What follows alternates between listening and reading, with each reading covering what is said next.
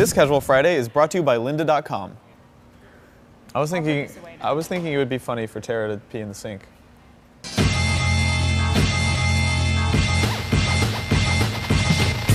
Hey Max. Yo. What's up? Not much. You're a video editor. Yep. You know why you're here? Taking a break from editing videos? Yes, that's part of it. But the other reason is because iPad games.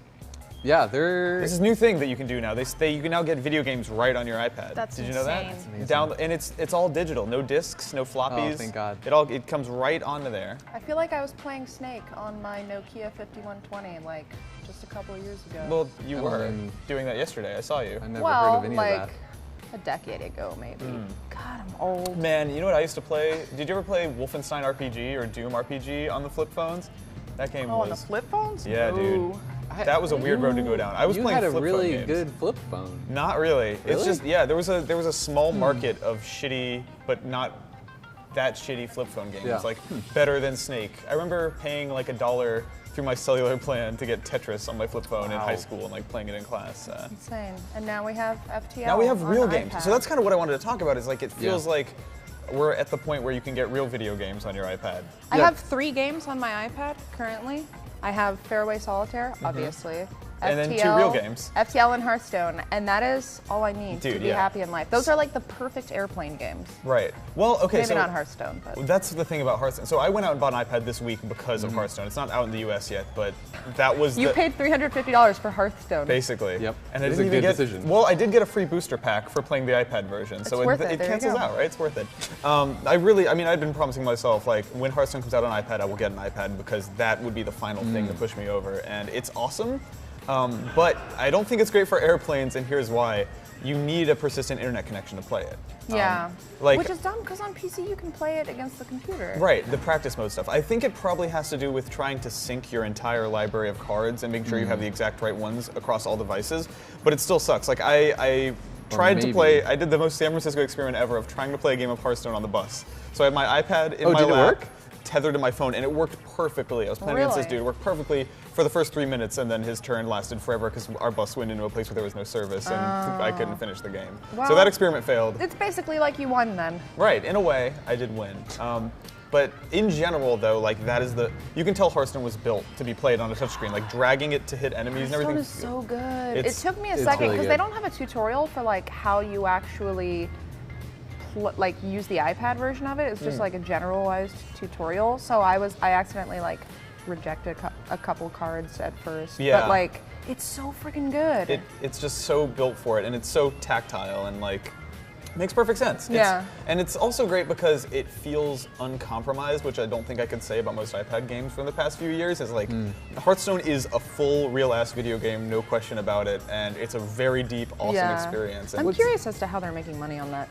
Well, by selling the packs. Yeah, the right? microtransactions. Yeah. Which is like appropriate for mobile. I feel like we're kind of used to it, so it's like not a big deal. And this is also one of the only free-to-play games that I can think of that I don't feel gross paying for. Yeah. I remember I used to be big into Magic the Gathering for like a decade, and then when Hearthstone came out, I realized that I could either go pay $30 to go to a Magic event and get a bunch of pieces of paper that I don't actually want, or use that $30 to play 15 arena games and have 15 minor tournaments at Hearthstone and have an awesome time. And not doing have to that. go to a Magic And event. not have to go to a stinky Magic butt crack event. What's interesting about with my favorite iPad games, they all started on a PC first, and like that's like not the That's a really good point. transition same I with FTL. ever would have expected. Totally. Yeah. Like FTL is incredible on the iPad. So is XCOM, and yes. and now Hearthstone. So It's interesting too, when you see games do the reverse and try to move from iPad to PC, it very rarely works well. I think the key example is that shitty Deus Ex game that is now on Steam for $5 and apparently isn't even worth that. It's such a weird marketplace. It's funny because it's been around for a while, but I feel like people are only now coming to terms with what makes a good iPad game. Yeah. I don't have a problem spending like up to $30 on a game if it's something I play a lot. Like, isn't XCOM like $30 or something? I think at launch it was around 30. yeah, I think it was, or maybe it was 20-ish. I don't. Yeah. Yeah. FTL's FTL's $10, right? and it's worth every penny. Totally, it is. because it's a full thing. Like it feels exactly like the PC version of FTL, but with. And I think it's funny because when everyone first played FTL, they're like, "This would be great on an iPad." Same with XCOM and same with Hearthstone. Yeah.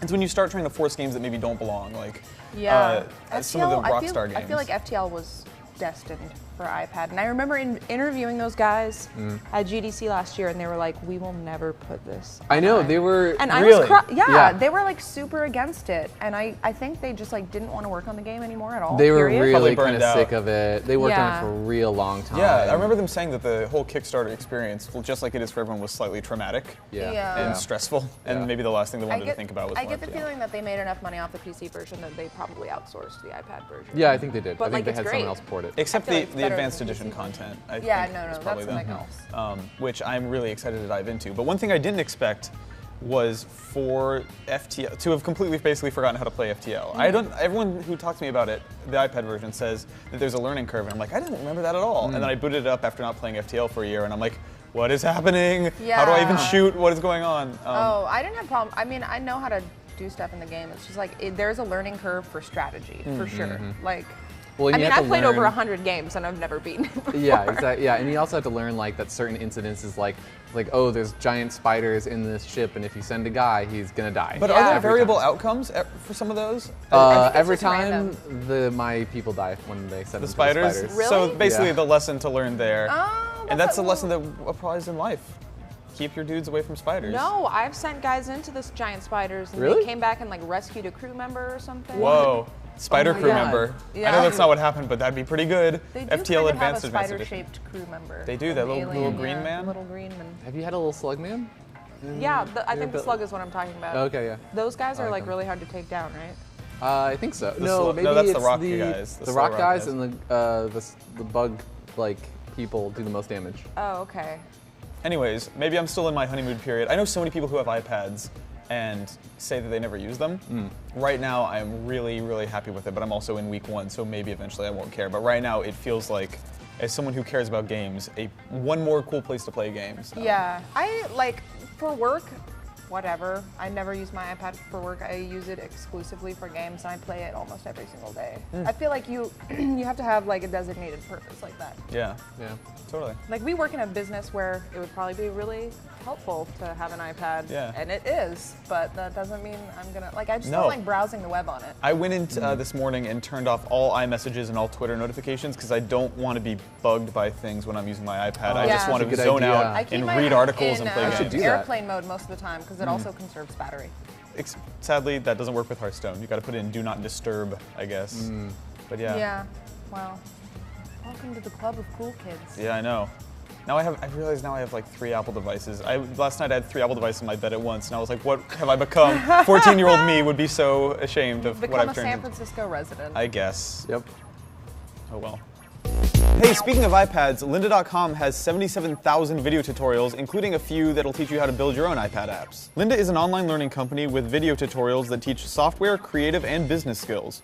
You can learn anytime, anywhere, and at your own pace with courses in web design, 3D animation, programming, and everything else you can think of. Membership starts at just $25 a month, but you can try lynda.com for free for a week and support our show by signing up at lynda.com/casual.